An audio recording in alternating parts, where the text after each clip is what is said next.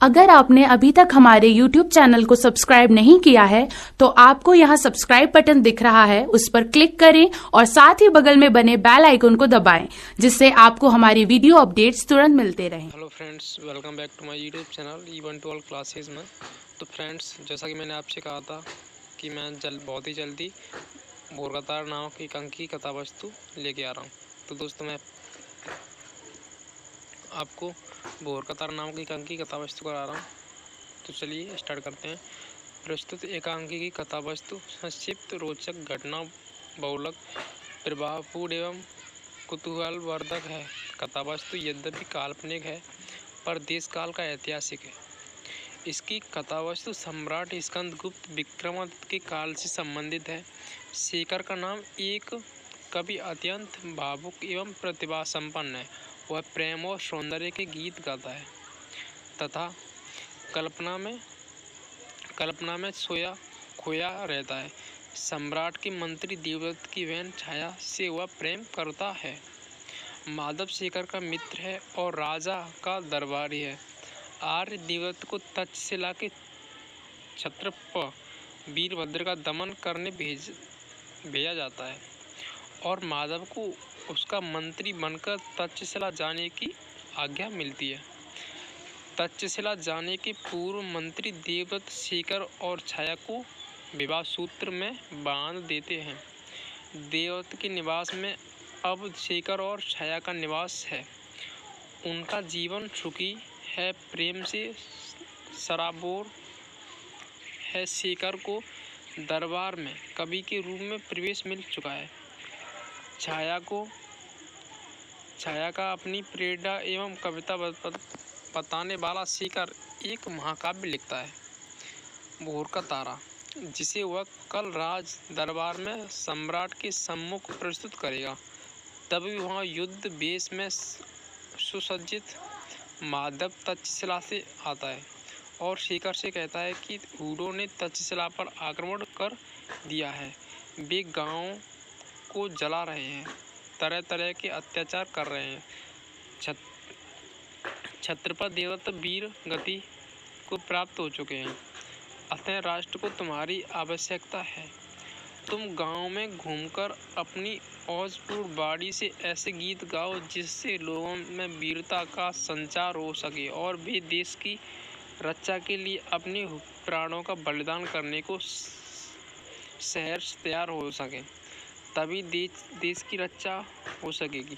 शेखर माधव के इस प्रस्ताव को स्वीकार कर अपना महाकाव्य भोर का तारा आग में झोंक देता है और छाया को छोड़कर चल देता है। छाया और माधव खिड़की से देखते हैं कि शेखर औजपूर्ण स्वर में गीत गा रहा है और नौजवानों की भीड़ उस गीत को दोहरा रही है। छाया के यह कहने पर कि माधव, तुमने मेरा प्रभात नष्ट कर दिया। माधव कहता है कि मैंने तुम्हारा प्रभात नष्ट नहीं किया। अब तक शेखर भोर का तारा था, किंतु अब वह प्रभात का सूर्य बनकर चमकेगा। एकांकी की कथावस्तु संक्षिप्त होने के साथ साथ रोचक तो ही है, साथ ही यह संदेश भी देती है कि कवि को देश काल के अनुरूप अपनी कविताओं की रचना करना चाहिए तथा जब देश को आवश्यकता हो तब व्यक्ति को अपने व्यक्तिगत सुखों त्याग कर राष्ट्र के लिए अपना सब कुछ बलिदान करने के लिए तत्पर रहना चाहिए। पात्र एवं चरित्र चित्रण, जो एकांकी में पात्र हैं। एकांकी एक ऐसी रचना है जिसमें कथावस्तु संक्षिप्त होती है, अतः पात्रों की संख्या भी सीमित रखनी पड़ती है। अधिक पात्र होने से कथा में विशृंखलता आ जाती है तथा दर्शक भी अधिक पात्रों की पहचान करने में विफल रहते हैं। प्रस्तुत एकांकी में पात्रों की संख्या सीमित ही है। शेखर, माधव, देवदत्त, वीरभद्र, सम्राट स्कंदगुप्त पुरुष पात्र हैं तथा छाया एकमात्र स्त्री पात्र है। लेखक ने एकांकी के नायक शेखर के चरित्र को प्रभावी ढंग से व्यक्त किया है। वह प्रतिभा संपन्न भावुक कवि है तथा छाया का प्रेमी है। कल्पना में खोए रहने वाला शेखर कविता और छाया के प्रेम को ही अपना जीवन मानता है। माधव शेखर का मित्र है जो उसे कर्तव्य का बोध कराता है। शेखर व्यक्तिगत सुख के चरम पर पहुंचकर राष्ट्र के लिए अपना सब कुछ बलिदान करने के लिए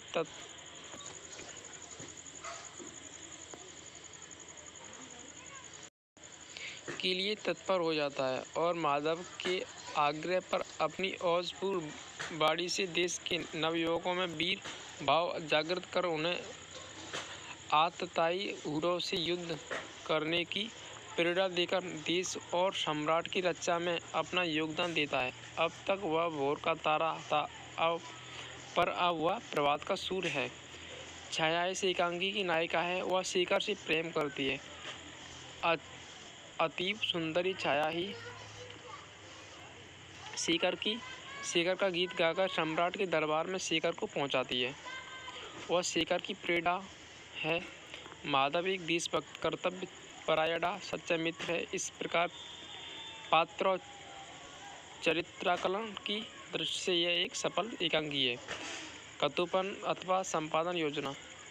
एकांकी की सफलता कथोपनों पर निर्भर होती है, क्योंकि कथोपथन किसी भी एकांकी का प्रमुख तत्व होते हैं। वे पात्रानुकूल होने चाहिए, उनमें सरलता, सहजता एवं स्पष्टता भी होनी चाहिए आवश्यक है।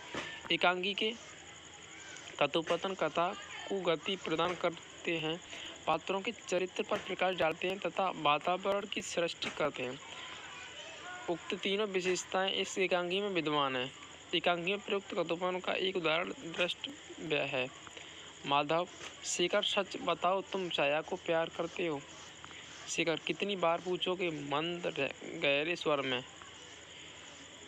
माधव: बहुत प्यार करते हो? शेखर: माधव, जीवन में दो तो साधना है, छाया का प्यार और कविता। माधव: और छाया?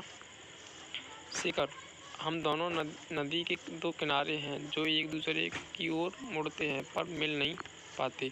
माधव उठकर शेखर के कंधे पर हाथ रखते हुए: सुनो शेखर, नदी सूख भी तो सकती है। शेखर: नहीं माधव, उसके भाई देवत से किसी तरह की आशा करना व्यर्थ है मेरे लिए, तो उनका हृदय सूखा हुआ है। माधव: क्यों? शेखर: तुम पूछते हो क्यों? तुम भी तो सम्राट स्कंदगुप्त दरबारी हो। देवदत्त एक मंत्री हैं, भला एक मंत्री की बहन का एक मामूली कवि से क्या संबंध?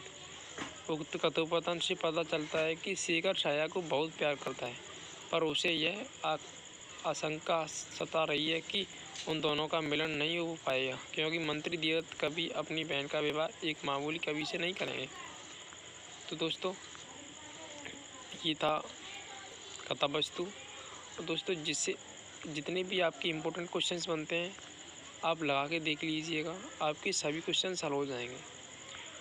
तो आशा करता हूँ ये वीडियो आपको अच्छी लगी होगी। अगर वीडियो अच्छी लगी हो तो लाइक करना, शेयर करें और चैनल को सब्सक्राइब करना ना भूलें, ताकि मैं जो कोई वीडियो लेके आऊँ उसका नोटिफिकेशन आपके पास सबसे पहले आ जाएगा।